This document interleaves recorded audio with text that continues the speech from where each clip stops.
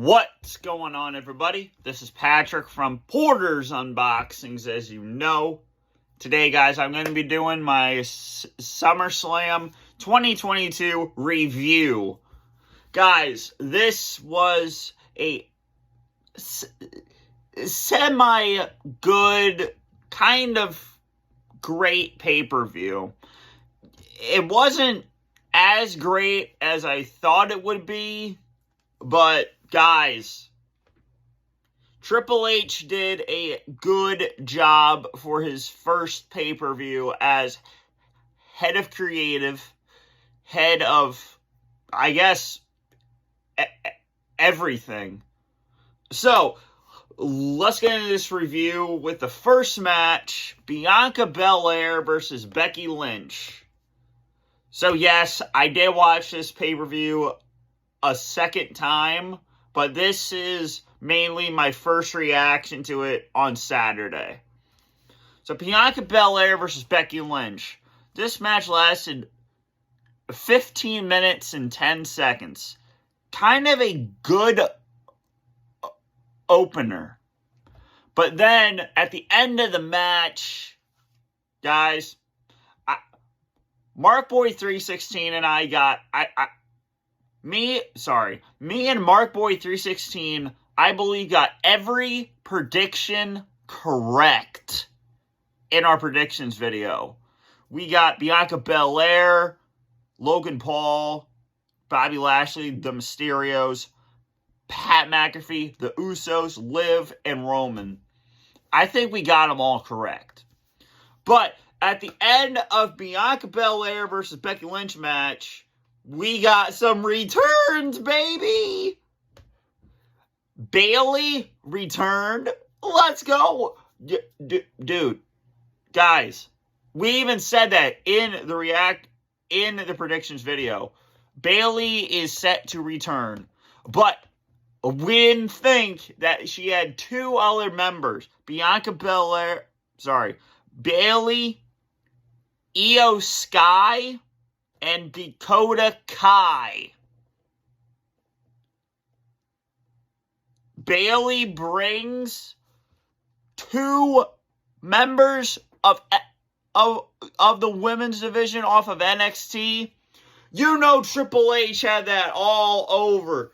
Great job, Triple H. An awesome debut with Bayley. Now, do you think Bayley is going to be a manager for these two? Or do you think she's going to compete in the ring against Bianca for the Raw Women's title? And Becky Lynch turns face. That's to my surprise. Bianca Belair and Becky Lynch probably as a team. Great opener to the show. Then we have Logan Paul versus the Miz.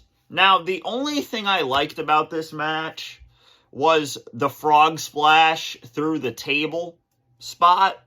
The rest of the match was okay. I didn't really enjoy it that much. But Logan Paul comes out the victor. Great. But I think we were leaning towards that. Ciampa and Marie... first of all, Ciampa gets phenomenal forearmed by AJ Styles coming out of nowhere.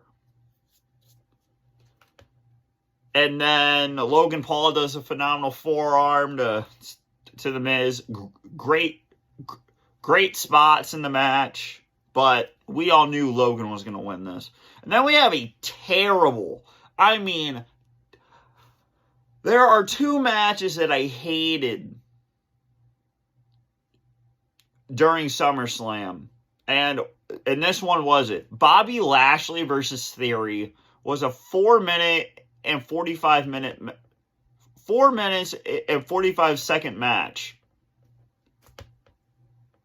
That match could have went longer. I get it that Theory tapped out quick, but come on. And first of all, where is your Intercontinental Championship match? First of all, Walter versus Shinsuke Nakamura. Shinsuke Nakamura won against Walter's protege. I don't know what he is, manager, I guess. And Shinsuke got a shot at the Intercontinental title. Why isn't that on this card? For real. You had the United States title match. You could have built a 2-week feud with Shinsuke and Walter. Probably that's going to be a Clash at the Castle on September 3rd. I'm not sure. But, yeah, this match was very dumb. But then we have, going up in the night, we have the Mysterios versus the Judgment Day. Great 11-minute and 5-second match. So you have Damian Priest go up for like the Razor's Edge to Rey, and then Dominic just like says, Dominic gets a hold of Rey and just like drags him off, and they go for the double 619. Great spots. And guys, Edge came back with the Brood entrance at all the fire, so that was a surprise. Great match. And then I think let's go here. I'm looking at CBS's website, cbs.com, and that match got a C+. So, the Mysterios got off to a quick start with both Rey Mysterio hitting big early dives off the top rope crossbody from Dominic on Finn Balor for an early 2 count. Then some quick tags from the Mysterios. Balor and Damian Priest finally got control on Dominic for about like 15 minutes. No, for about like 5 minutes or 6. But Balor and Priest kept Dominic isolated, working over the young Mysterio. After he got the hot tag to Rey, Balor called for a chair, then the lights went off, and Edge made his return, baby. He came back as a face, so I'm thinking we're getting the Mysterios versus Judgment Day down the line in like a 6-man whatever tag team match. That match was nothing special. Oh, okay. They say on CBS the match was nothing special, but the return of Edge gave it something memorable. The Mysterios defeat the Judgment Day, and they give it a C+. So then we go to Pat McAfee versus Happy Corbin. We all know Pat McAfee was going to win. I really liked Michael Cole's commentary during this. Happy Corbin got on the mic and said, Tim and Sally, I guess, is Pat Mac. Here, hold on.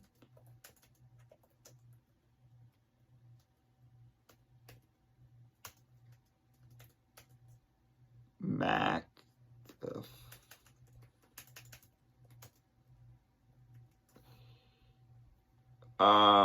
His parents are Sally and Tim, so hey Sally and Tim, are you watching your boy on TV get destroyed by me or something like that? But the beginning of the match, those entrances, Pat McAfee's choir entrance, like the choir said, "Bum ass Corbin," great stuff.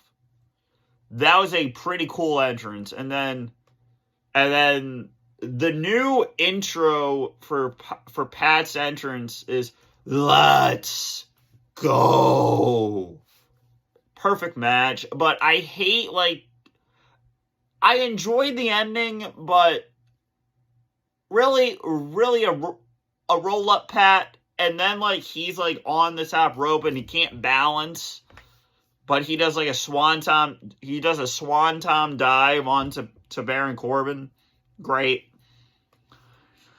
And then we get a very good, not great match by the Usos and the Street Profits. I really enjoyed the Usos versus the Street Profits at Money in the Bank. That match was way better than this. Oh, yeah.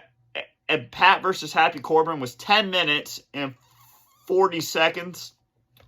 The Usos match was 13 minutes and 25 seconds. So we have the Usos versus Street Profits. I think after this loss, I think the Street Profits are going to break up.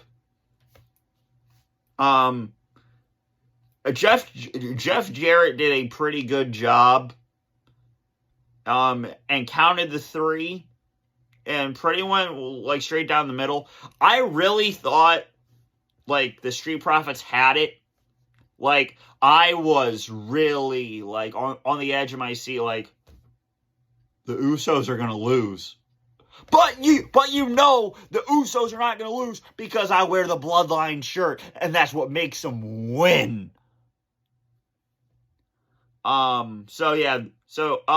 I think the Street Profits could have won if Montez Ford like did like the frog splash, which he did, but he hurt his ribs, and like those 5 seconds or like 2 minutes like really cost them. So not a great match by the Usos and the Street Profits. Like I said, I liked the Money in the Bank match a lot better. And then we get to the stupid SmackDown Women's title match. Liv Morgan versus Ronda Rousey. Now, you know I'm a Liv Morgan fan. Sorry about that. I'm a Liv Morgan fan. So, Ronda Rousey won this match. Let's just say that. The ref is going for like the 2 count, and Liv is tapping. Like during the 2 count, she's tapping. So is Ronda getting a rematch at Clash at the Castle? Possibly. I don't want to see it, but possibly. And Ronda like broke like Liv's arm after the match, and then, dude, she is getting fined out of her butt. She attacked the ref. She possibly attacked Jamie Noble. Just bad match. And then we get to possibly the match of the night. And it's not because I'm a Roman fan, but Roman Reigns versus Brock Lesnar. Last man standing match for the undisputed WWE Universal Champion. You know when I wear this, it's exactly like I said about the Usos. This shirt, for me, is a gold mine. Every time I wear this shirt, they win. Every time they won him. Actually, he wasn't on Money in the Bank. But every time, I only wear this shirt when Roman or the Usos are in big match situations. And this was possibly the best match of the night with Roman Reigns versus Brock Lesnar. This match lasted 23 minutes. Now, for me, it felt like it was a good, like, 10 to 15. It's not like it's not like I'm saying the match wasn't bad at all. The match was great. You had Roman Reigns come out first, and, like, usually that means, like, Roman is going to lose. Like, when the champ comes out first, that means possibly they're going to lose. So I was scared. And then Brock Lesnar comes out with his ponytail, and I'm saying, like, aren't you Cowboy Brock? He comes he, like, leaves the ring in the arena and comes out with this flannel shirt, the cowboy hat, and a tractor. I don't like Lesnar that much anymore, but come on, that was great. And then he says, and then, like, the ring announcer is, like, saying, from Minneapolis, Minnesota, wherever he is, where he is from. And he grabs the mic and he says, from Minneapolis, Minnesota, the guy who is going to beat the guy who is going to beat Roman Reigns' ass for the undisputed WWE Universal title, Cowboy Brock, weighing 295 pounds, Cowboy Brock Lesnar. Brock Lesnar. A great intro, first of all. And then you have Brock Lesnar, like, jumping down from the tractor. How is this match not match of the night for you guys? What match of the night do you think that you would say that it is? Because this match got an A+ from CBS WWE.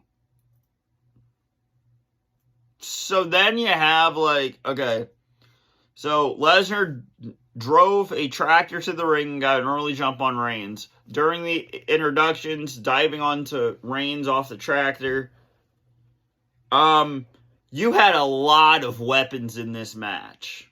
Let's just say that. You had, like, 3 or 4 tables. Yeah, dude. Michael Cole's commentary during the end of this match, great. I love Michael Cole in this match because at one point you had Theory come out, and then you had Brock Lesnar put Paul Heyman through a table. So here we go. Lesnar continues dominating Reigns, throwing him through the lighting rigger before taking him to the ringside for a German suplex. Reigns finally got some offense with a Samoan drop through a table with a distraction of Paul Heyman.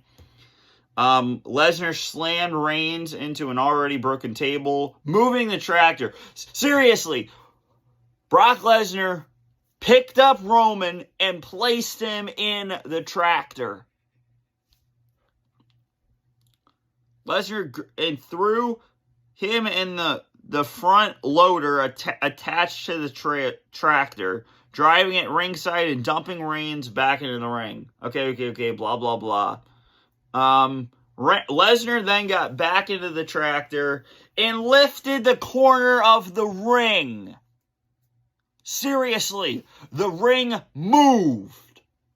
He picked it up and then turned it, like, sideways, and Roman is, like, brushed away.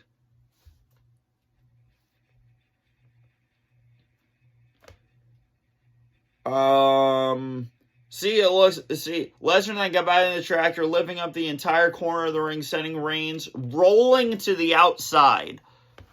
These men went through literal, I believe, hell.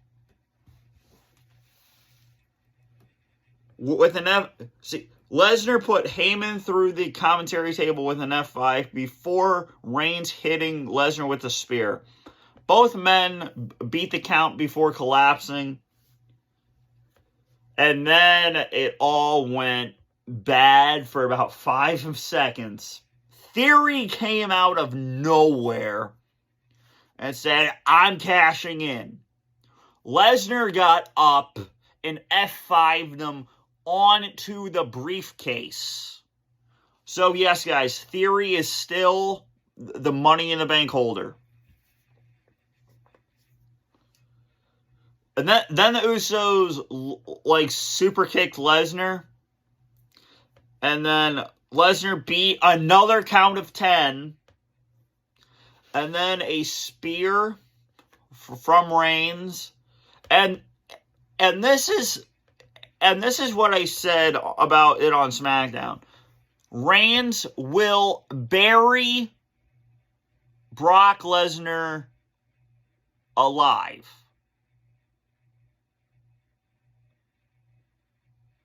And, like, take him behind the barn and do something. But I didn't think this would happen. It says Reigns then used the belt to hit Lesnar. Then Reigns and the Usos then buried Lesnar under debris from around the ring. So, like, the announce table, part of the announce table, monitors. And, like, I'm saying, like, and then, like, before that all happened, Reigns, like, smashed Lesnar in the face with the title, and Michael Cole, with all of his, like, lungs, said, "Oh my God, these people are not human. Ref, count faster, damn it."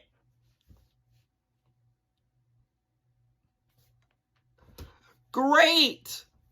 And then, yeah, so, like, he used, like, debris, which was, like, the announce table, part of the announce table, just like I said.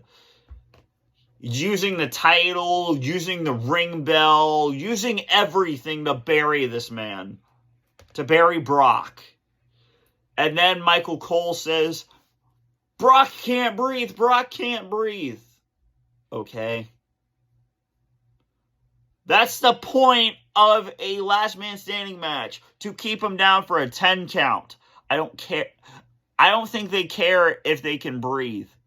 I'm sorry, but I don't think so. And then Roman Reigns stands onto the beaten Brock Lesnar and the debris and does this.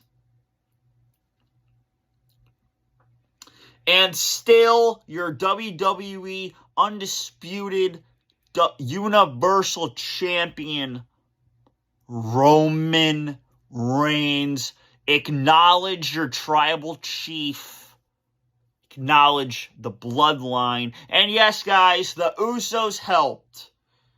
But the Usos are allowed to help in a last man standing match. There are no rules. I understand why people are mad at, like, the Usos interfering in, like, sanctioned matches, like one-on-one with when there are rules. But come on. We are waiting. So now it's Roman Reigns versus Drew McIntyre. Roman Reigns versus Drew McIntyre at Clash at the Castle in Cardiff, Wales. September 3rd. For the undisputed WWE Universal Championship. Roman Reigns will make it today 700. And you can believe that.